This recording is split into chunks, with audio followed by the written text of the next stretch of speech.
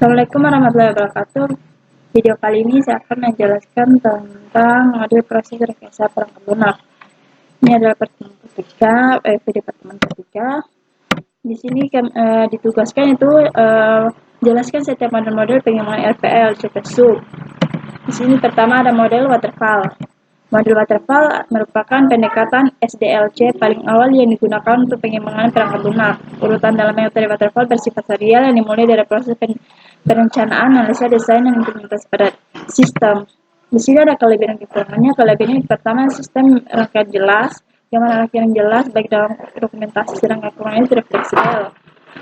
Contoh penerapan model waterfall dalam mengembangan aplikasi atau sistem informasi. Sistem penjualan digunakan di UD Egal Jaya Semarang masih menggunakan sistem yang sederhana, yaitu dalam memesan atau membeli produk yang dijual, maka konsumen harus datang langsung ke tempat tersebut.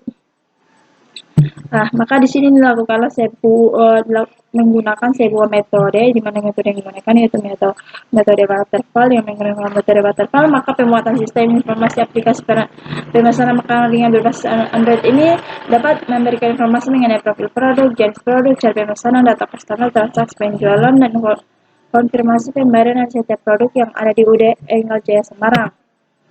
Kedua, model prototyping.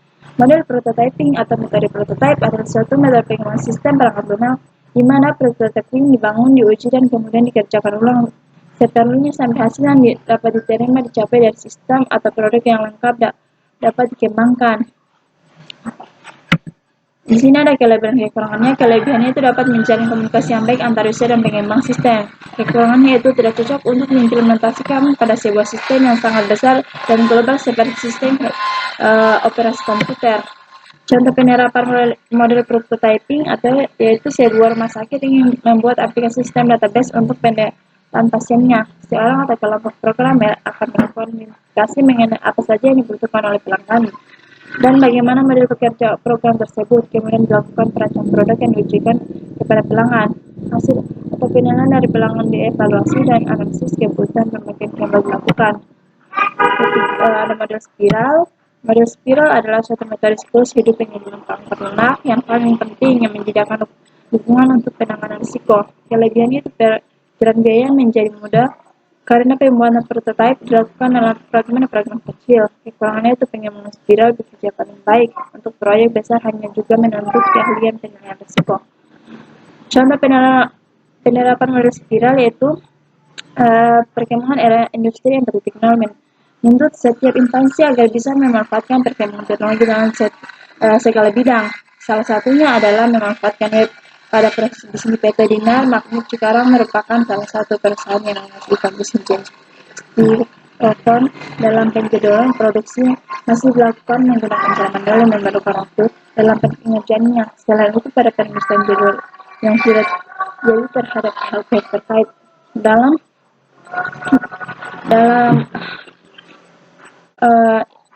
penelitian ini dikembangkan sistem informasi penjadwalan berbasis web menggunakan metode spiral. Berbasis web bertujuan agar mudah diakses dari beberapa tempat yang berbeda. Menggunakan metode spiral dikarenakan pengembangan sistem menggunakan metode ini mudah dikembangkan dan memerlukan waktu lebih singkat dibanding metode lainnya. Model RAT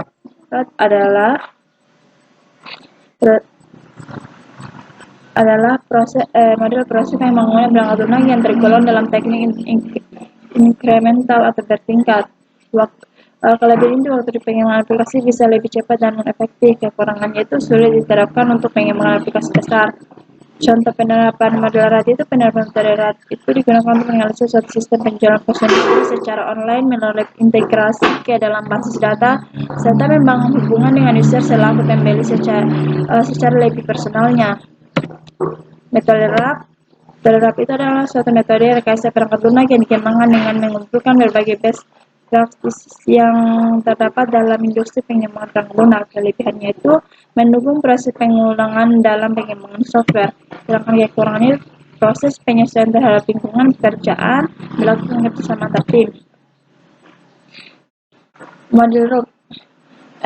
Contoh penerapan model ROOP itu digunakan pengembangan sistem informasi medical check up untuk mengantisipasi pendefinisian kebutuhan sistem yang tidak terlalu detail pada tahap awal. Dengan menggunakan metode ROOP, Hal tersebut dapat diatasi dengan adanya pengujian yang dilakukan oleh pengguna pada setiap paket tahap loop untuk mengetahui kebutuhan sistem dan kesesuaian proses pengembangan sistem pada setiap tahapan.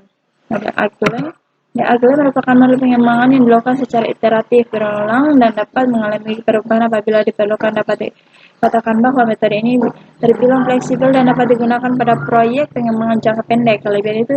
Kelebihannya dari sisi Agli adalah dalam hal proses pengerjaan perangkat lunak yang memerlukan waktu lebih sedikit, sedangkan kekurangannya itu pada perubahan yang biasa dilakukan secara aktif sesuai dengan kebutuhan pengguna. Modul Agli itu adalah contoh penerapannya itu ditujukan membuat fitur game X pada aplikasi belanja online. Penugasannya disebut sprint. Sprint lain dapat diberikan kepada tim selanjutnya sesuai dengan kebutuhan perusahaan. Metode Scrum adalah kerangka kerja untuk menyelesaikan kerjaan di dalam Agile. Scrum menggunakan semua prinsip inti Agile untuk menetapkan metode guna memfasilitasi sebuah proyek. Namun penting untuk memperhatikan bahwa Agile tidak selalu berarti Scrum. Sejarah kelebihan kekurangannya ini adalah contoh penerapan metode Scrum.